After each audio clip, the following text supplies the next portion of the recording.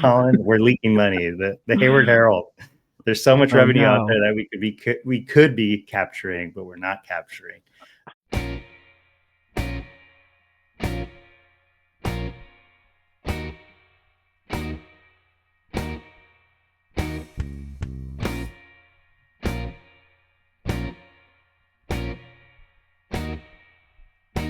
It is Sunday, December 14th. This is Over the Loudspeaker. I'm Nestor, your host, joined by Collin from the Hayward Herald. Hello, everyone. It's great to see you, Nestor. Good to see you as always, man. We have another episode coming your way. This is now officially season 2, episode 2. We're gonna capture what's happened in the last few weeks since we last recorded, which I think there's plenty to talk about. Some topics we've maybe have already discussed a little bit. Some topics we haven't discussed at all. And I think we're gonna jump right into our headlines. Collin, you ready for the headlines? Are you ready for the headlines is the real question. I don't know if I am ready for the headlines. I'm going to turn it to you, though, bud. No one's ready for the headlines. There it is. Here they come. All right. So the headlines for December 2025. First off, we have the city approves millions in cuts to balance the budget. The city of Hayward approved a suite of budget maneuvers to balance the $30 million deficit for this year. The fixes include taking and borrowing around $9.7 million from Measure C, holding vacancies and reducing overtime, and laying off part-time employees. But $6.7 million in cuts still need to be made from personnel costs. A large portion of the deficit comes from both lower than expected revenue and excessive overtime costs, especially within the fire department. The temporary employee cuts prompted dozens of volunteers and residents to speak in support of the Hayward Animal Shelter, which relies heavily on part-time employees, though no action has been taken at this time. Meanwhile, members of the fire department have joined a class action lawsuit against the city of Hayward for underpaying their overtime for the last 3 years. If they win and receive the 3 years of owed overtime pay, it could impact the city budget even further. Next, HUSD is losing enrollment and money. At the HUSD board meeting on November 5th, the Board of Trustees looked in detail at how student attendance translates into funding for the district. Despite high attendance rates, HUSD is expected to lose $2 million over a 3-year period due to declining enrollment, a statewide trend linked to both demographic shifts in birth rate, migration, and cost of living. Trustee Austin Bruckner-Carrillo and Daisy Bates, president of AYODI, alleged that HUSD was losing students to other districts like nearby Castro Valley Unified, potentially costing the district over $11 million. Superintendent Chen-Wu Fernandez insisted that students can only leave their home district for a very narrow set of reasons. And we have an update on the St. Regis facility. The September 24th Public Safety Committee meeting discussed St. Regis, now known as Regis Village. Chief Brian Matthews said that the site had numerous calls for service, mostly linked to insufficient staffing at the facility.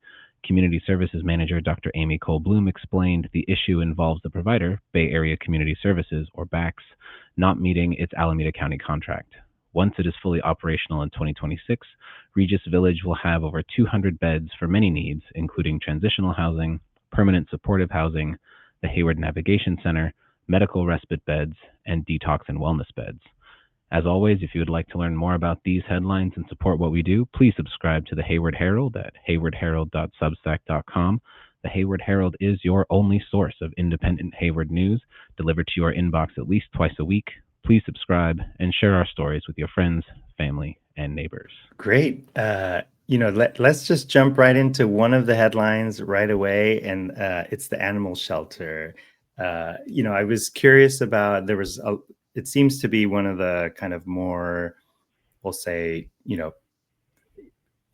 hot issues in the city for a long, in a while, I would say, maybe. Mm-hmm. There might have been some commotion over the street calming that took place, but this seems to be at the forefront of people's mind. People really care about their animal shelter. People care about their animals. People turned out to deliver public comment. Collin, is there any threat of the animal shelter being closed?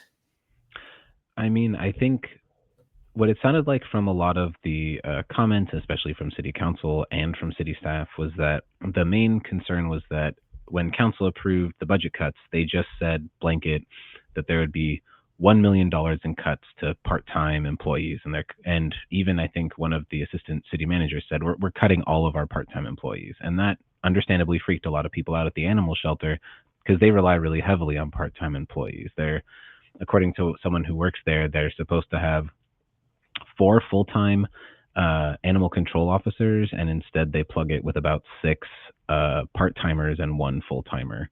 So they rely on them really heavily, and so people understandably freaked out.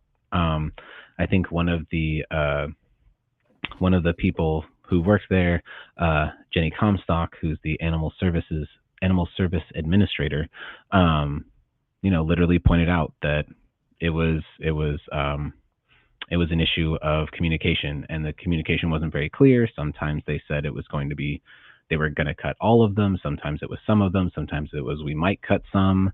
And so it was really unclear. Council tried to say, nothing's been approved yet and calm everybody down. And most people were pretty accepting of that. But there was a lot of panic for a good weekend. Yeah. And I think I read in your article, which, again, if you're not reading the Hayward Herald, you're missing out on all these juicy details. You might get some of it here in the YouTube channel or on the short clips that we post on social media, but you're not going to get the details, right? I saw that that the animal shelter has their TNR, which I think it sounds a lot cooler, that acronym, than what it is. It's trap, neuter, spay, release. And I guess there's a volunteer named Kathy there that it says that the cats, 700 to 800 cats per year, and that we're on track for 1,000 cats to be trapped, neutered, or spayed, and then released back into the Hayward wilds. Which is a kind of an insane number. Like, I don't know what, I have no expertise on this. I don't know what sort of impact this has, because I've never looked into this issue ever before in my life. But I saw that number and I was like, that is a lot of cats. Yeah. Cats, like one of the ladies, I didn't write it down, but one of the ladies during the meeting was talking about how, if a single female cat is like, for lack of a better term, working at full capacity, can produce like, hundreds of cats a year, because, you got a litter of like 4 to 6 cats, and, they can crank them out pretty well as long as they're well taken care of. I mean, most cats don't do that, but it does add up really quickly. And feral cats are a big problem. They're oftentimes not seen very much, but I know there's been reporting across the country of cats having a big impact on local bird populations and things like that. I mean, if you have your own, it's nice to not have a rodent problem, but right.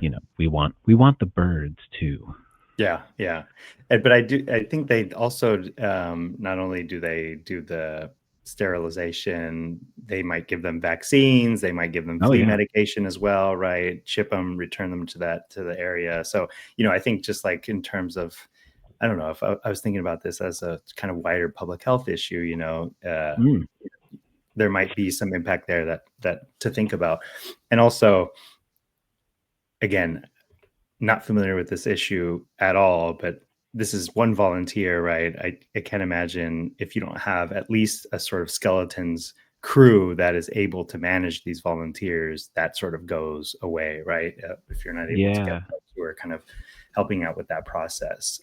So I don't know what the sort of impact of the real impact of besides the impact on, like, obviously the lives of those workers who are, rely on that job and all those things. But the sort of broader impact, community impact, do we just become overrun by cats? Does Hayward just turn into Cat City?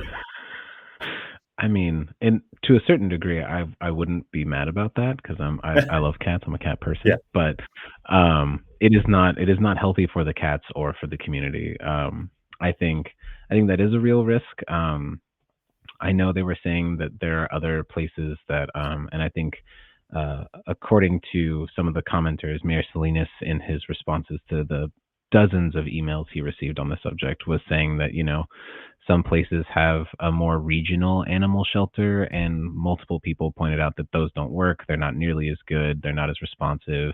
That some places, that an animal shelter, and I think they said Union City, had to close down, and that's caused a big issue around there too. So it does have an impact, I think. I know, at least when I go on walks, there's a few houses I've seen that sort of like take care of feral cats, but I doubt they're doing all the, giving them their meds and spaying or neutering them and chipping them and all that stuff. They're probably just feeding them and giving at best a little place outside to sleep that's nice and warm. Right. So I think it's an important thing that people do, and I think council, if nothing else, heard that a couple weeks ago. Yeah, and it seems like while the neutering of the cats is one aspect, I think the sort of larger issue here is like the potential of having to euthanize. I don't know how many animals, hundreds of animals, maybe a year. I don't know what the numbers look like in terms of that. But yeah, the clearly nobody wants to see animals euthanized. But that would be, I think, maybe the worst outcome of this, in terms of not being able to operate a animal shelter with the current staffing levels. Oh yeah, I mean, that was something that several people mentioned, was saying some people said they didn't want to volunteer at what they called a kill shelter, where they're not able to get the animals adopted because they don't have the capacity to assess them and sort them out and do behavioral things. And so because they're not able to take care of them, they just euthanize them, which sounds horrible. I mean, no one wants that. So I think, considering that a lot of the shelter runs on donations, unfortunately, they are a part of the police department, but Jenny Comstock mentioned that she's had a flat budget for years, a no growth budget. So a lot of the work they do gets paid for by donations, which is why like SantaCon and ZombieCon are big animal shelter fundraisers, and those pay for a lot of the work that people do. Yeah. And maybe this gets to a sort of broader question that we can revisit at another time, but there is a question of like the police budget. There's always the question of the police budget. And in fact, just yesterday, if I'm not mistaken, I saw, I was going right next to the library, and I think they were doing a toy drive of some sort, and out was the giant sort of armored vehicle. I forget how much that armored vehicle cost, somewhere between $80,000 to more than that. But anywho, I'd have to go back and look. Yeah, we have to go back and look at the military equipment use policy, right? I don't know. Can they use that as a sort of just like a mascot of, that's sort of like the use of it now, is like, here, look at all these cool things we have, like children. The police are friendly, I mean, this is a shorter topic, different topic, but I think when we talk about budget, right, and when people argue that they're like things to be debated and discussed, it's like, keep our animal shelters alive or give HPD shiny new toys that they may or may not use. And when they use them, who do they use them on? Sort of all of these questions, right? So I think it just sort of brought that to the forefront of my mind, of seeing that large armored vehicle and be like, that's interesting to have it out at a toy drive. While all these budget discussions are happening. For sure. I know I tried to submit a public records request for the budget of the Hayward Animal Shelter, and it might have been my phrasing was not good for how I asked it, but they weren't able to find anything for me. So I think it's very easy, because it's, inside the broader police department, that it's not as easy to keep track of some of those smaller departments like the animal shelter and how they're doing and what their budgets look like, because it gets masked by, the very, very, very large police budget. And how that gets allocated is not necessarily clear to the general public. So that would be nice if it was a little more open in that regard. Right. Your article also talked a little bit, just a paragraph or maybe a couple paragraphs around finding more revenue or raising revenue. And I think there was this framing around street vendors, and that be in an area where they're leaking dollars pretty badly. I thought it was just an interesting use of that phrase, because to me it's sort of like, well, how can you leak something that you don't necessarily have, right? But I guess to me it's like maybe it could have been like, this is an area where we can capture more revenue. I don't know, but I guess it's a leak. It's that's what he was trying to get at, maybe. I don't know, Colin, do you want to break that down for us? Yeah, so usually the phrase leaking money is something that they use in economic development to talk about when people are going to other cities to spend money that they would be spending in Hayward. And the idea is that if you spend it in Hayward, they capture that sales tax revenue. Because largely, I think because it is complicated and expensive to become a licensed street vendor. As far as I'm aware, no one has gone through it yet, despite many people being interested. That they don't have a business license, they don't have tax IDs or any of that other stuff. So they can make as many sales as they want. They get paid in cash, and the city gets no tax revenue from that. So Zermenio was the one who pointed that out, and he I think would like to capture that sales tax revenue. But also I think it's a bit of a red herring, because it's not like you're going to get $6 million a year out of street vendors in tax revenue. That's just not happening. Yeah.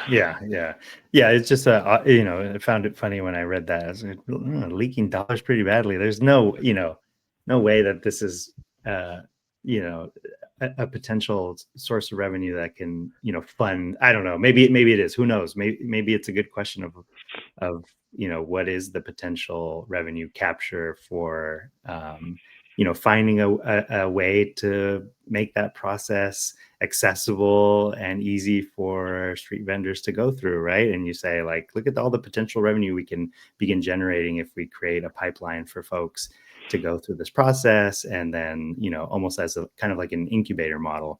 But I don't know if that was the actual intention with the comment, and more of like, those street vendors just did everything the way they're supposed to, right? Look at all this more money we would have. But yeah, I have a feeling it's more the latter. The people who are vocal about street vendors tend to focus a lot on enforcement and not a lot on actually streamlining the process and making it easier for people to be in compliance. Unfortunately, a lot of that falls with the county, and there's only so much we can do about that. I know the Department of Health for Alameda County is comically understaffed, and knowing people who have gone through it, totally legit for their stuff, it is expensive, it's time consuming, it's arduous, and it is not smooth for anybody. So I definitely don't envy anyone who's trying to be legit and just throws their hands up and goes, I can't, I'm done, it doesn't work. So I don't blame anybody who does that. Yeah. You talked a little bit about the firefighters lawsuit. What more can you say about the firefighters lawsuit? When we were talking about, when I was thinking leaking revenue, I was like, that seems more like a leak you need to contain like quickly. Oh my Because that gosh. could really bubble and have, be even a greater, or it could be like the financial cherry on top of this economic disaster. It could be a lot. Considering, like, to put it into perspective, like the way their main complaint is how the city calculated their overtime. They did it wrong.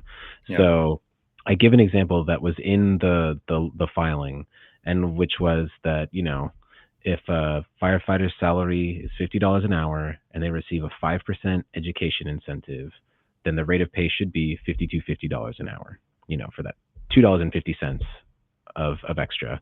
And then their overtime rate should be $52.50 times 1.5. And so their overtime would increase to $3.75 an hour for their incentive. But the city was only multiplying their incentive by 50%, not 150%. Mm-hmm. So all of their overtime was short by $2.50. It was actually less than what it should have been. They said they multiplied it by 0.5, not 1.5. So it's just a basic math error. And considering the overtime cost was for the MIHU program, was costing the city well over, I think it was like 1.5 to $2 million a year, and most of that was in firefighter overtime. They're talking the last 3 years. That's a lot of overtime, and potentially, I don't know, potentially hundreds of thousands, if not millions of dollars that they're paying out to these firefighters. Like, there were 30 of them or so signed on to this class action lawsuit for overtime, and that's a lot. Like, this last year, they've spent $10 million on overtime, and if that's short by, $2.50 per hour, that's going to add up in a hurry. And then there's the secondary issue you point out, where it's the cash in lieu for the folks that for the healthcare rate, right? That was something new that I hadn't taken into account, right? So if for folks who already have healthcare, they can receive cash payment instead, and then that would be factored into the overtime equation as well. Yeah, which is kind of wild. Yeah. I mean, I don't know how many people are taking advantage of it, because I Yeah. know a lot of times it's for, if you have like a spouse who has really good health care. Firefighters, obviously, I'm sure, get fantastic health care. A lot of the public safety personnel do. But clearly there's a non-zero number who take cash in lieu. And yeah, you're talking, $66 if they worked an extra for a full month of overtime, because they didn't count their $133 a month of medical insurance they should have been getting in their paycheck. So it could be a substantial sum of money. And considering the city is already fighting back $30 million in the hole, they do not have room for that right now. But clearly the city attorney is going to fight it, but I don't know how much they're going to be able to do if they can literally show that they goofed up on such a basic math thing, like, for the last 3 years. Yeah. So do you throw that out as like, oh, this is like some poor worker has to take some accountant or something, I don't know who it is that makes that mistake in the city, and then they have to, they get thrown under the bus for it? Or is this like more of a systemic issue, or a larger issue of the department, sort of with very little oversight, the budget exploding as it did? Where is it a little of both? Maybe, who knows, right? It's kind of hard to tell at this point, but it does seem like it's sort of a larger issue of just lack of oversight, and to the point where now you have, like, who knows how many more mistakes will come to light, right, in this process. Yeah, I mean, the former head of HR is not with us anymore, so unfortunately, like in many things, it seems to be a habit of things are exploding now that the person who probably caused them is not here anymore, which is an unfortunate coincidence, I'm sure. But yeah, I mean, it's going to fall on the city no matter what, even if it's someone's fault who's long gone. I don't know how much liability you can throw on somebody for that, but Right.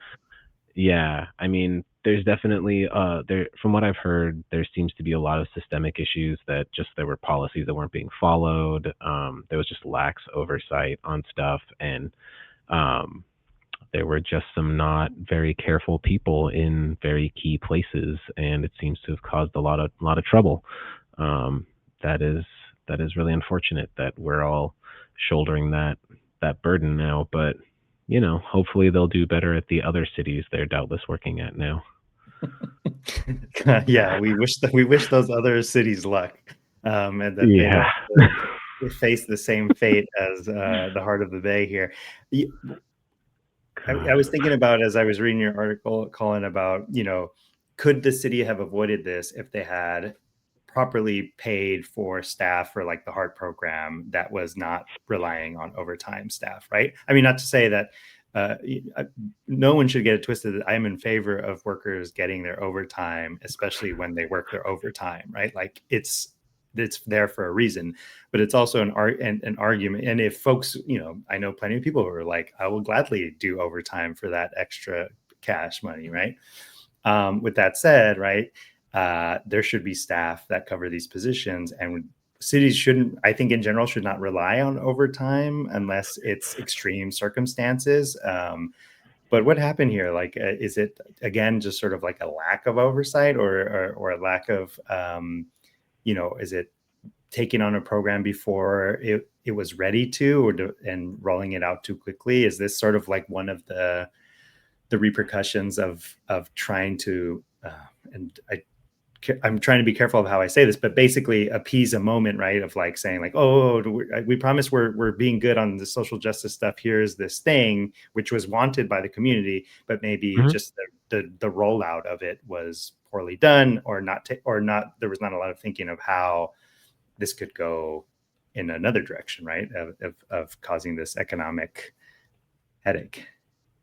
Yeah, I mean, I think definitely like there were not hiring enough people is definitely an issue in the fire department. Like I know they have really high minimum staffing levels. I feel like there's probably some harder negotiating that the city could have done. Obviously I want people to get paid, but at the same time I know once they publish the actual video, I'm going to watch the most recent public safety committee meeting because they talk about what the firefighters actually do. And a good chunk of it, I think it's close to like 50% of their calls are just like paramedic calls. Like these are essentially they're very, very expensive ambulance drivers. And that's all that the HEART program was doing. They wanted paramedics, which is great, very important to have paramedics. I know that's extra training that they need to do, but you can have paramedics who aren't firefighters. And I know my understanding, at least, is that the previous fire chief, who is no longer with us, was thinking of trying to roll that into the firefighters' regular duties, because firefighters do often have a lot of downtime, and the union just refused. Like they were not having it at all. For better or for worse, that was how that shook out. And I think it might have been the fact that the city wasn't taking the time to think creatively of how they could solve that problem in a much more cost-effective fashion. And because of that, we lost a really valuable service that's going to put some strain on our 911 responses and our local emergency facilities, because that's just how it's going to do. It's all going to fall back on people calling 911 and going to the emergency room in an ambulance. So yeah, I think it's like with so many things that there's no like one person you can point to and say like that person's to blame. It's a lot of different things that just didn't. I think a lot of it was people not rowing in the same direction. And because of it, we got like something that worked, but was not the best way of going about it. And then we couldn't afford it anymore. Yeah. Well, Collin, when can we expect all of this to get nicely wrapped up with the bow so we can move on to other things? Never. Like, God, as soon as literally, okay, so the plan is they're going to have a new set of recommendations in February of like how to solve. They basically will have figured out, hopefully, whatever the unions at the city are going to do to try and figure out this extra $6.7 million or something that needs to get balanced out of this year's budget. And then in February, they're going to start talking about next year's budget, and it's also not looking good. Yeah. So that's going to be a lot of talking about different ways of raising money. Things are going to have to cut, things like that, and it's going to be tough. So I think it's going to be, June, if we're lucky, when this upcoming year's budget is approved. Hopefully it'll be balanced by that point, but who knows? Right. And I guess if it's not balanced, what do we know what that means? Or they have to, right? They have to approve a balanced budget, potentially take out loans to do so, or find other sources of revenue. Yeah, because I mean, the city as a charter city, we're able to take out as much debt as we can afford, and we have a really good credit rating for the city. We're not taking a lot of debt. I think right now the biggest bit of debt we have is for the water resources reclamation facility, which is, I want to say, like across several different like financial mechanisms. I think it's like $300 million, and that's like the largest bond we've ever taken out ever. And so we could do more of that, but I mean, that's what Oakland's doing, and they are not doing well. You don't want to do bonds to patch long-term holes. That's not the smart thing to do financially. So it's going to be, I think, austerity and trying to get creative about ways of raising taxes or raising revenue in some way or other. I know they were looking at potentially touching the business tax, which apparently hasn't been hasn't been changed since like the 70s. Oh, So that's long overdue, and we're way behind a lot of other comparable cities. So I think that's one of the things they're going to look at next. But we'll see what staff comes up with in February.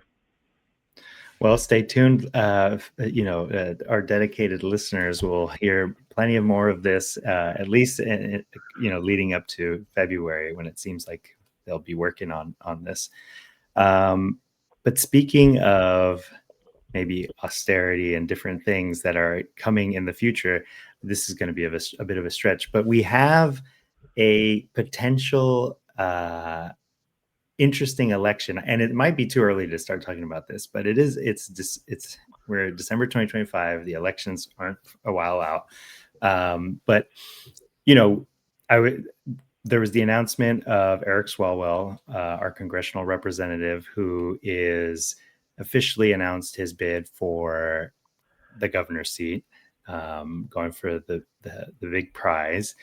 And I was surprised that he went for it, especially being sort of in his congressional seat. But he already, he tried running for president, sort of, kind of. And, I guess there was, he could have either stayed in his congressional seat or tried to make a move towards Senate, which would have been, I think, there's no possibilities there. So this seems like the only, maybe it's going for the governorship and then maybe going for president again. I don't know if that's what his plan is, but what do you think? What was your initial reaction to Eric Swalwell announcing his bid for the California governor's seat? Ew. I mean, I'm not surprised, because just like you said, he has the safest seat ever. Like, between how we do our redistricting and the makeup of his district, and the fact that he is, to his credit, he is a powerhouse fundraiser. Like, as I covered in the story in 24, that he's so comfortable in his seat, he didn't even submit a candidate statement. He didn't spend the what for him would be pennies to submit a candidate statement for the ballot. Like, he was so confident in his seat. He did. He walked it easy. And there's no one who I think would be a reasonable challenger for Swalwell's seat. So he could have pulled a Nancy Pelosi and just sat there comfortably till he aged into into a speakership if he wanted to. Yeah. Totally. But clearly, since he ran for president, he has higher ambitions. And I think, I don't know. I mean, he doesn't excite me as a governor. But I also don't know I haven't been paying close enough attention to who else is running right now. I know the billionaire Democrat dropped out and backed him and gave him a chunk of money because they like each other, I guess. But, other than that, I'm not 100% certain who's running anymore. Are you talking about Tom Steyer? Did Tom Steyer drop out already? I think so. Yeah, he dropped out as soon as he apparently met with Swalwell and was like, the only reason. Or is it another billionaire who dropped out? How many billionaires are running in this race? Too many, and any is too many. Because Tom Steyer is definitely still campaigning. I just Googled him, and he has a post as of 2 days ago. We'll probably show this, where he's saying California is not working for regular people. It's too expensive. And California's so he's definitely still campaigning. Okay. Well, we know for sure that Swalwell was running. Tom Steyer, the billionaire, whether he's dropped out or not, is sort of. I think I'm pretty sure he's still in the race. Is it Becerra who's running for the governor's seat? Yes, I believe so. Yeah, he's running for governor. And then there'll always be a Republican, one or more Republicans. I don't know. It's probably, and I don't know who. So, I mean, that's already, I would love to downplay the Republicans, but I think it's always a little weird with California. And even though they haven't won the governor's seat in a while, you never know in this moment. Oh, Katie Porter, I think, is running for governor, if I'm Oh not yeah. mistaken. I think there's at the very least, and I should have done my homework before I started talking about this. Okay, I have the list. I've pulled up the list. Okay, Okay. Javier Becerra, Katie Porter, Tom Steyer, someone named Chad Bianco, which sounds like a totally made up name. Pro-Trump Riverside County Sheriff Chad Bianco. Okay, Eric Swalwell. We love him. We hate him. I don't know. Antonio Villaraigosa, the former LA mayor. Mm. Former state controller Betty Yee. Oh Tony yeah. Thurman, the state superintendent, Wild. Ian Calderon, who was the former Democratic Assembly leader, Steve Hilton, who's another Republican. So, I mean, it is a very packed race at the moment, right? Oh yeah. I mean, from this list, I don't know. I would argue Katie Porter and maybe Becerra and Swalwell are like the most well-known figures of the like political figures known. I mean, Tony Thurman, Betty Yee but those are deep cuts at that point. You have to be really kind of Yeah. engaged in politics to recognize those names. So, I mean, just hearing that list, what do you think his odds are? I mean, I used to think really highly of Katie Porter. Like when she ran for the Senate seat, I thought she had some legs. I mean, she was never going to win against the full might of the Democratic Party backing what's his name? Schiff. Yeah, Adam Schiff. Like there was no way. Like he had already been hand selected by Nancy Pelosi. That was going to happen. But I think what I understand, and I will say the polling I've heard has been let's say dubiously sourced. But that Katie Porter was not polling very well. I mean, obviously it's super early days, but I haven't seen much of her platform. I fully admit I'm not super engaged in state level politics. Who has the time? But the but I think Swalwell probably has it at this point. Like he spent a lot of time being on national news, however much that's worth to people. He's got a lot of money. Like he has so much money. Yeah. Like to the point where he literally goes fundraising for other candidates in other parts of the country. Like he has money because he doesn't need it for himself at that point. So I think if nothing else, I think because of that, he has a serious shot. I think it's going to be a lot of coming down to like who can, especially at the state level, I think it's like who can woo what unions to back them in a lot of ways. Because I know unions throw a lot of money around and send a lot of mailers and do a lot of door knocking and things like that. Yeah. I mean, they were the Mhm. unions were the sort of, on the ground canvassers for the Prop 50 stuff, so it's like the people who are doing the work on the ground are the unions, right? And so, Yeah. whoever can, I think part of it is like whoever, gets the donors to back them, unfortunately, I hate to say it, but like I think the unions will fall in line if it's a Democratic candidate. If it's a Republican candidate, it's a different story, right? Yeah. But I don't, with Swalwell, I think he's I don't know. I don't find him very charismatic.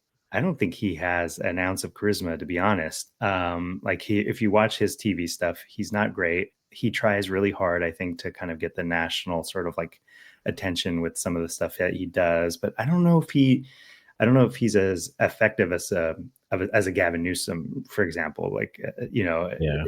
Gavin Newsom is sort of on another level in terms of charisma and all those things. And, but maybe, I don't know, maybe Swalwell is the more effective politician. Who knows?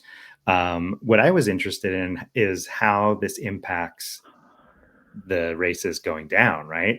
The ripple effect it has on the rest of the region, right? So Swalwell goes for governor, maybe wins that, leaves his congressional seat wide open. What does that mean for the assembly or the Senate? Oh my God. the California Assembly, California Senate, and then what that means for the counties, right? Because then the counties and then the cities that are all in that area. So that is the really interesting, I think, ripple effect that it will have on the rest, or at least in our area, in our immediate area, right?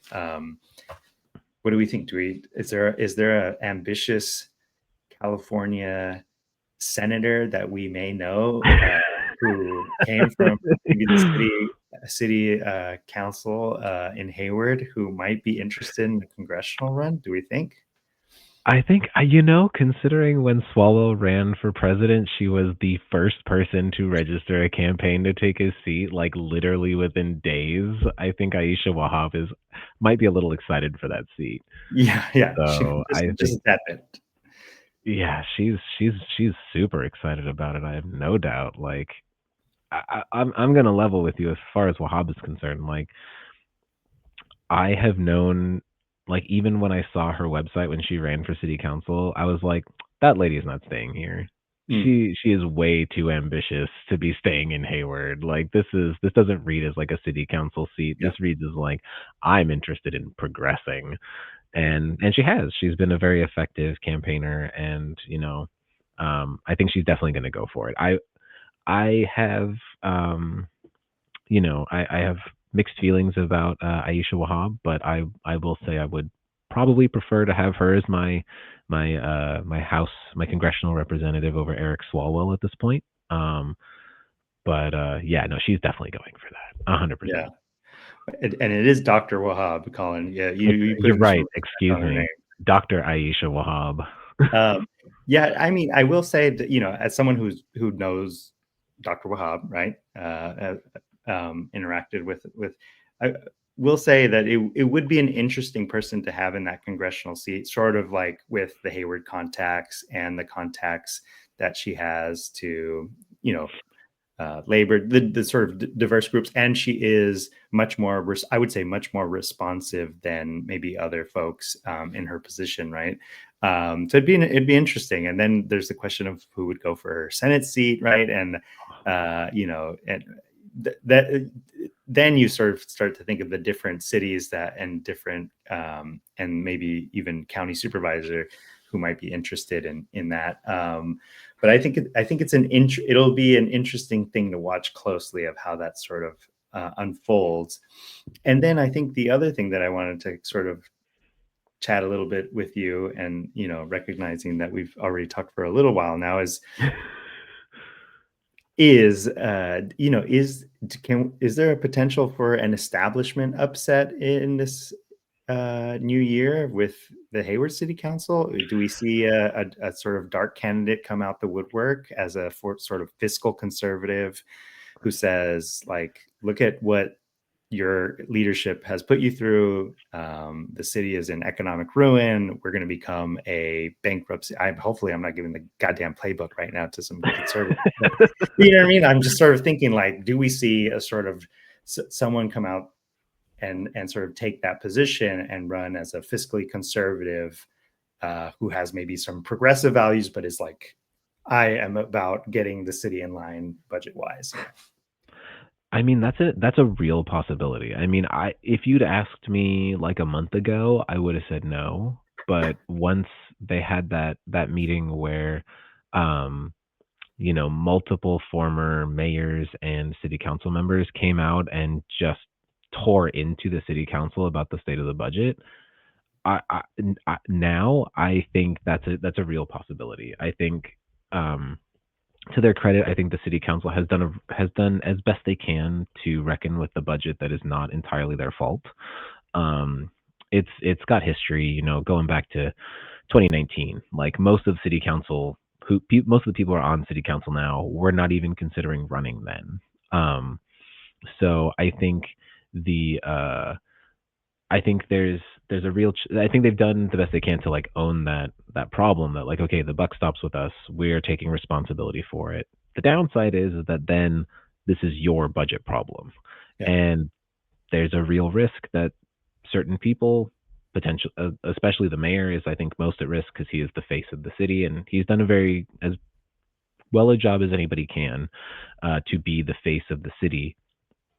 And then when the city, just like with the president, when the things do well, it reflects well on you. When things do badly, it reflects really badly on you. Whether or not you had anything to do with it, it's still, you wind up owning it. And so I think, given the reaction that some of the folks, some of the establishment former electeds have had, I think that's a very real possibility, especially if they're looking at increasing the business tax.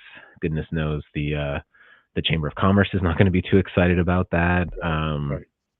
I think if they start using some of the levers at their disposal in a way that would actually be like progressively helpful for the city, I think it is going to annoy some of the establishment people, and there's a real possibility there, I think. I don't know who that would be, honestly, for a lot of it, but it's possible that the money could go somewhere else. I think, especially for mayorship, though, the part that people have to reckon with is Mark Salinas has a big war chest for a local politician. Mm. He's got well over, like, to put it into perspective, usually a city council candidate can walk it with $30,000, and that was for a citywide seat. Yeah. Mark Salinas has close to $70,000 in the bank. He has a lot of money at his disposal. So even if money walks away, he's not left with an empty purse. He's got his own money from years past when he ran uncontested to dig into. So it could be, if it comes to that, I think it could be very interesting as an observer. I wouldn't want to be either of those people. And then there's the districts that'll come into play, right? Whether there's a candidate that comes out of one of those districts who sort of runs as that sort of fiscal conservative to challenge some of the city council members, maybe some of the more junior city council members. We'll see. The biggest story coming out of Hayward did not actually happen in Hayward, Collin. Nope. Have you been paying attention? I mean, everyone has saw the explosion that took place just a few days ago, which was reported as being in Hayward area, neighboring Hayward, right? Or I also saw the unincorporated area of Hayward. All of which, are not accurate depictions of what that place is. It was, the explosion happened on Llewellyn, in the 800 block of Llewellyn, which is technically Ashland. There's a lot of confusion, I think, because that area is sort of the three different unincorporated communities of San Lorenzo. San Lorenzo High is right there. Of Cherryland is right over next door, and then Ashland, right? And then you have Hayward as well, sort of in the mix, which is actually, it's accurate to say it's neighboring Hayward, because it is. But that was actually outside the city boundaries. And I was actually surprised by how quickly the mayor sort of reacted to that, especially maybe he sort of acknowledges the fact that a lot of people don't recognize that they don't live in the city of Hayward proper, which is a real thing, right? A lot of folks see their address and they say, "Oh, I live in the city. I must live in Hayward." I think that's changed now ever since they did the postal code changes, and so folks will now say Cherryland, or the actual neighborhood or community that they live in now. But the mayor came out pretty quickly and said, this. I forget exactly. We'll put it up on the screen for folks to read. But basically saying, like, I'm checking in with. I think he mentioned the Assembly member Liz Ortega, and I don't remember who else he mentioned in that statement. But it wasn't anyone that actually is responsible for. I mean, Liz Ortega is responsible for the area, but not immediately. She's Assembly member. It would have been Nate Miley's office, the board of supervisor, and the Alameda County Fire Department. But I don't think he mentioned either of those, right? No, I don't think he did either. It was a bit of a strange statement, but I also understand, like, as you said, there's still a lot of people who don't know they don't live in Hayward, who have never voted for city council or mayor their entire lives and still think they live in Hayward. And so they will come out and say, like, shout at the mayor, even though they never voted for him. And And so I understand he had to say something, but I agree with you. It was weird to mention Liz Ortega's office when like the Alameda County Fire Department and Nate Miley are right there. But Yeah. I don't know. And I know, Collin, you're strictly City of Hayward reporter, right? You're covering strictly city politics. I was surprised by how long it took Nate Miley to actually release a statement. I don't think he did until a day or so after, which is not Oh wow. a lot of time. But I think, if I'm not mistaken, I'll have to double check that, and I will correct the record if I am mistaken. But I'm pretty sure it took Nate Miley at more than a day to respond. And this happened over the week, so it wasn't too long afterwards, but it was surprisingly took a while for me to see a response from him, at least from his Facebook, right, which is like, for whatever that's worth. And I should say also that luckily, at least from the last report that I saw from, I think it was like ABC News or something, is that the 6 people who were identified as the victims or that were injured from the explosion, at least 3 have minor injuries and 3 who have more serious injuries. They're all expected to recover. I think I saw at one point that there was 6 people injured and 2 missing, and so maybe it was in that moment they weren't sure where those people were at, and so they were reported missing, and then they've identified where they've located where those people were. So I was worried that it was workers that maybe were working and had just been, were just missing in the rubble, but it doesn't seem that that's the case. And I think the interesting to point out, and this hasn't been verified yet. This is based, I don't know if how we're not professionals. Or I'm not a professional, Collin. You're more of a professional than I am. So I haven't verified this yet. But I saw from actually a fellow listener, so this listener will know who they are, that when it was reported, the contractors who I guess were working there were the ones that hit one of the pipes or tubes. I don't know what it is, where the leak started. They reported it to PG&E. Right, PG&E arrived. The fire department, which I'm assuming is Alameda County Fire, arrived about a few minutes later, and that PG&E let fire department know, don't worry, everything is under control. We got it here. We're okay, right? And then the fire department left, according to this listener, right? And so, one is the question is like, okay, why did the fire department listen to, why didn't the fire department stay behind? Why did they take PG&E's word for it? Why did the explosion happen in the first place?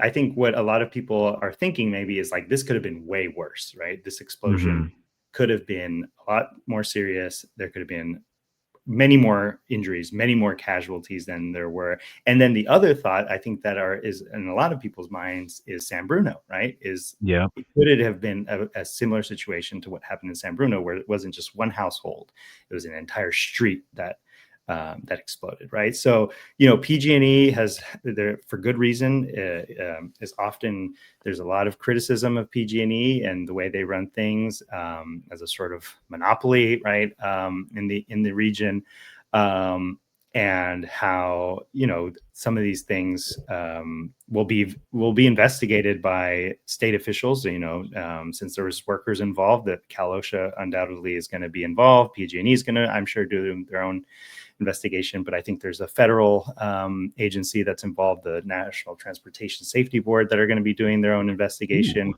to see what, I don't know exactly what the level of depth that investigation is. I think the ABC reported that it's the NTSB. They look at pipeline operating practices and procedures, maintenance records, environmental conditions, yada, yada, yada, yada. But I think it brings up a point that I think a lot of unincorporated residents, or at least those that know that they're unincorporated residents, or the meaning of being an unincorporated resident, right? Of saying like, would this have happened in a place where there is more local, in a place like Castro Valley, for example, right? There's often a comparison of the Cherryland, Ashland to Castro Valley or other unincorporated neighborhoods. Or would this have happened if we were a city and not an unincorporated area? Because they were doing improvements to Llewellyn Boulevard, which I've heard some residents were not in favor of on that corridor, weren't in favor of some of the street improvements that they were doing on Llewellyn. We're not, don't have the full details of what some of those complaints were, but just know that there was some unhappiness with what was going on there. So important for our listeners to know that if you saw that, and you say, wow, that happened in the city of Hayward, it technically did not happen in the city of Hayward, it happened in the unincorporated area. But something I think to definitely keep, it worried me as a resident, that a nearby resident, right? Very close to where I'm at. The first thing that came to mind was San Bruno, right? God forbid that there's a chain reaction and multiple households are in danger. But yeah, any thoughts on that, Collin? I know that this is a little bit outside your wheelhouse here. I mean, it's a little bit, but I will say, I guess speaking of improvements to that kind of infrastructure, I would say that if I don't know strictly speaking what the pipes were. They might have been sewage pipes, but I know there was pipes being replaced not too long ago. I think this past summer on over in the Fairview area, over by Hayward High, north of there. And so if those were gas pipelines, I think if I was a resident along, East Avenue, that would be something that I'd be a little concerned about at this point. But I think to your point, I know that's something that Castro Valley there's certain folks who are weighing that. Our own hard board director, Peter, what's his last name? Rosen? Yeah, Pete Rosen. He's I think spearheading the trying to get Castro Valley to become its own incorporated city.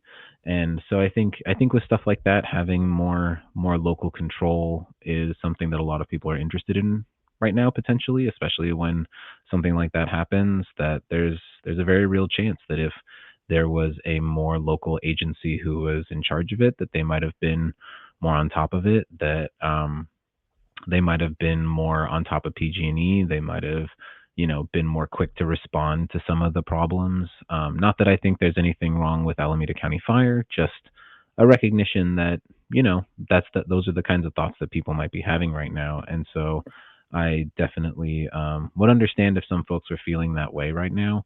And I do understand too, having heard from some folks in the unincorporated area, that like it can be really frustrating that things, especially if they're not in Castro Valley, that you have to rely on people who live nowhere near where you are in order to get things done, like having to convince other supervisors who live in Oakland or who live in Hayward to take care of your community is, I understand, very frustrating. Having more local representation, I think, is something that has a lot of benefits. Obviously have to weigh how that would shake out financially, but I can definitely see the appeal. And that's one thing that, it might have had some impact on there. I'm not sure how big, but it might have done something to maybe at least make people feel a little better that everything possible had been done, if not avoided entirely.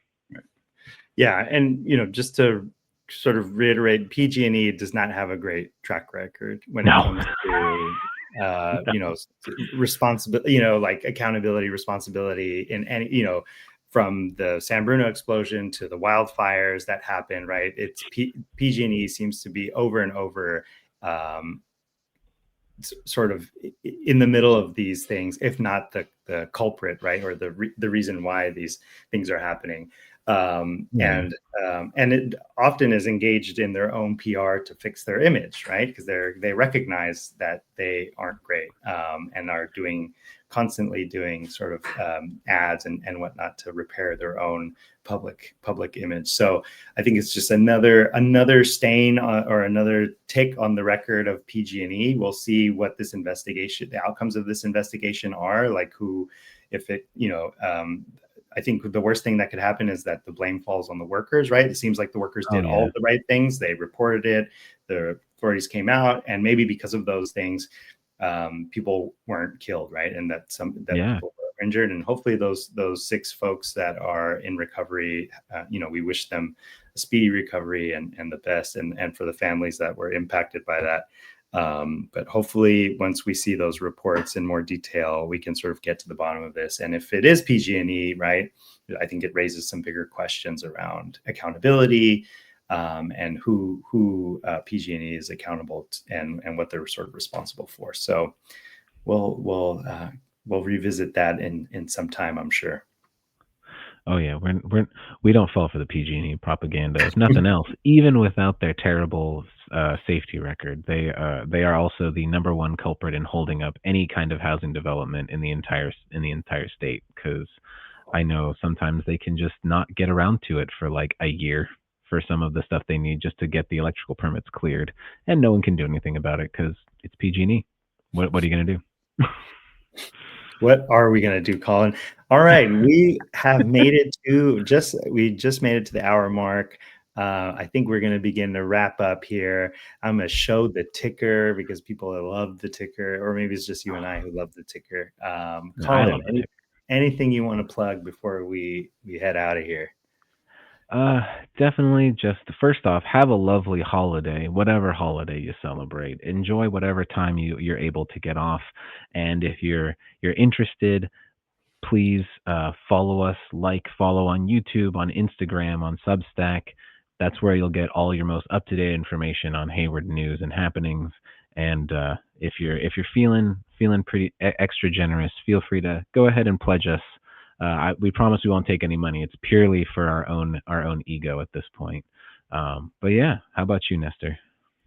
I have a couple things that I just worked on a little piece that is up on my own Substack right now. You can go read it. It's about a Cuban revolutionary who lived in San Francisco's Mission District. So if you're interested in reading some history, a little bit of a piece on history, San Francisco history, you can check that out. But if not, you can catch me on this channel here on our YouTube, and this will be published in our now audio format, which you can subscribe through Apple Podcasts and our SoundCloud account.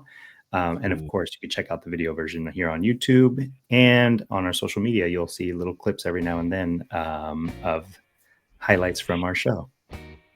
So thanks, y'all. Thanks for tuning in. We will catch you next month in January. I think. Yeah, that's unless something drastic happens and we decide to do an emergency pod on Christmas. Oh God, I hope not. All right, y'all. Take care, everyone. Thanks, Collin. I'll see you soon. No problem. See you soon, Nestor. Later. Bye.